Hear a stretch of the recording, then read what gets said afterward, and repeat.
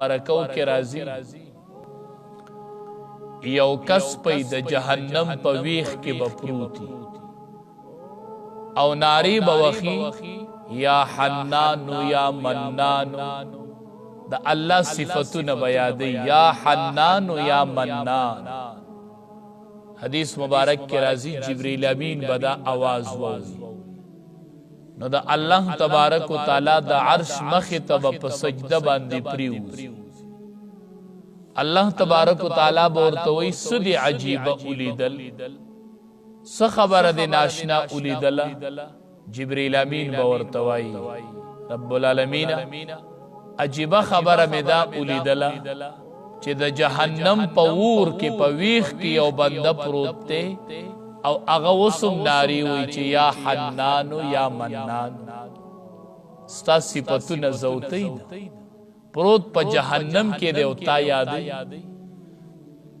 رب العالمین با فرشتو ته ووایي جبریل امین ته به وایي لاړ شه د جهنم چې کومه فرشته مقرر د مالک نومې دی د جهنم داروغه د جهنم باندې چې کومه فرشته مقرر الله دې زموږ حفاظت وکړي او الله دې موږ ته دغه فرشته نه ښیي چې هغه په جهنم مقرر.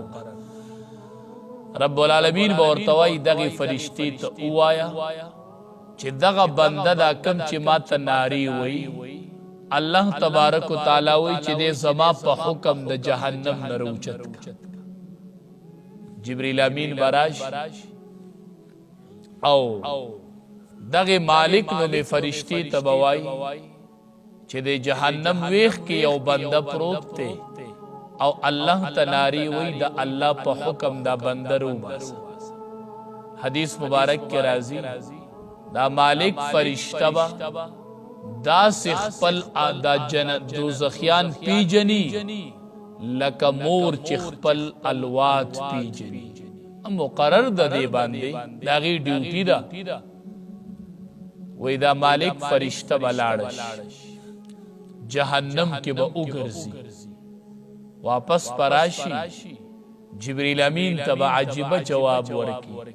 وایي به ورته زفرتن نن جهنم بړکاوېدلی دی په بړکاوېدلو سره. نن جهنم ډېر په زور کې دی. لا اعرف الرجال من الحديد زنن وسپنه او سړی د یو بل نه نشم جدا کولی چې وسپنه کم ځای ده لرګی کم دی او سړی کم دی زه د دې تمیز نشم کولی. ته رب العالمین ته زما عذر پیش کړه. جبریل امین به واپس د الله د عرش مخې ته په سجده پریوزي. رب العالمین به ورته وایي ولې به ورته وایي چې رب العالمین مالک نومې فرشته راته وایي چې زه نن هغه سړی ما معلوم نه که جهنم کې نن جهنم ډېر بړکاوېدلی.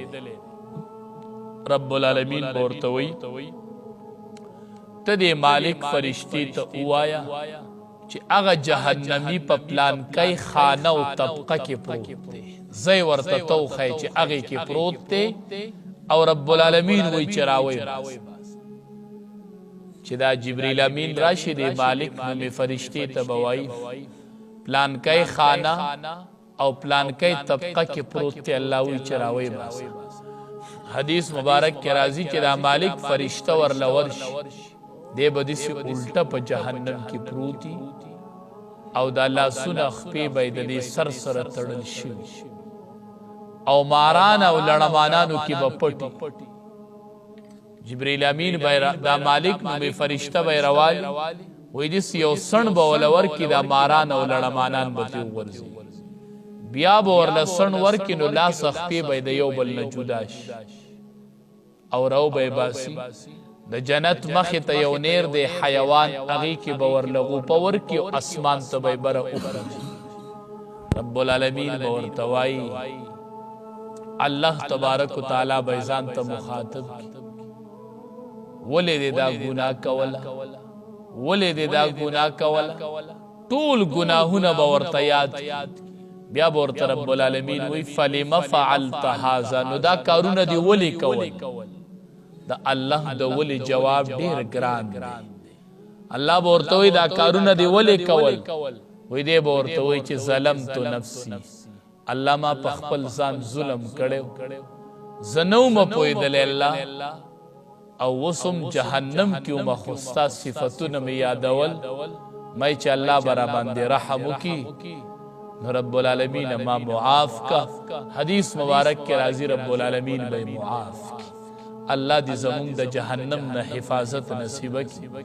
صحابي دعا کوله، د دواړو جهانو سردار ووریدله، نبی کریم صلی الله علیه وسلم او فرمایل ویدا صحابي خو ډېره ښکلې دعا وکړه، وی اللهم خلقتنی مجانا ورزقتنی مجانا فاغفر لی مجانا، وی الله فری دی پیدا کړې ما او فری را رزق را کوي، فاغفر لی مجانا الله فری می وبخکه.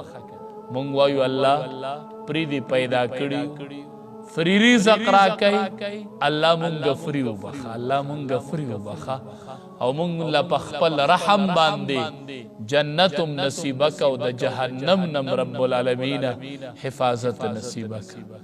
فرمائی قال خرج، او بفرمائی اللہ او فرمائل اللہ اخرج اوزا منها ددی زینا مضمومن بدویلے شوے مدحورا رٹلے شوے، لمن تبعک منهم خامخا چاچی تابیداری کڑیستا منهم ددینا، لأملأن جہنم خامخا ڈک پکم جہنم منکم ستاسنا اجمعین دٹولنا.